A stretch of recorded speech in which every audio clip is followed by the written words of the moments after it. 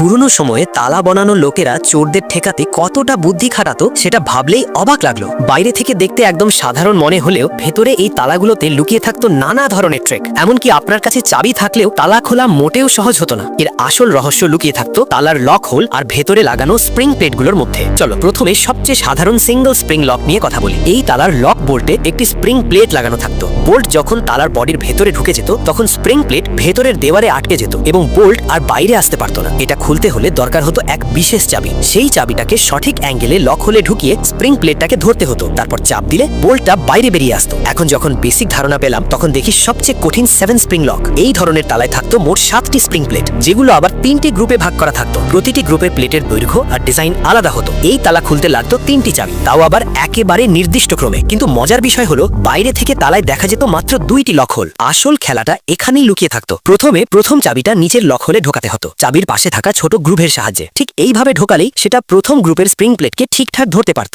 Spring প্লেটের সামনে একটু উঁচু অংশ থাকতো। চাবির সাইজ সামান্য এদিক ওদিক হলেই সেটা সেখানে আটকে যেত। শুধু আসল চাবিটাই ঠিকভাবে প্লেটটাকে ধরতে পারত। তবে এই ধাপে লক বোল্ট সামান্যই খুলতো, কারণ দ্বিতীয় গ্রুপের স্প্রিং প্লেটগুলো তখনও তাকে আটকে রাখত। এরপর দ্বিতীয় চাবিটা একটি নির্দিষ্ট অ্যাঙ্গেলে উপরের লক হোলে ঢোকাতে হতো। এতে দ্বিতীয় গ্রুপের স্প্রিং প্লেটগুলো চেপে যেত এবং বোল্ট আরো একটু এগিয়ে আসতো, কিন্তু তবুও তৃতীয় গ্রুপের প্লেটগুলো তাকে ধরে রাখত। সবশেষে তৃতীয় চাবিটা আবার নিচের লক হোলে ঢুকিয়ে তৃতীয় গ্রুপের স্প্রিং প্লেটগুলোকে ধরতে হতো। সঠিক চাপ দিলেই তালাটা পুরোপুরি খুলে যেত। আর এইভাবেই অভিনন্দন, তুমি প্রাচীন তালার মেকানিজম সিস্টেমটা বুঝে ফেললে।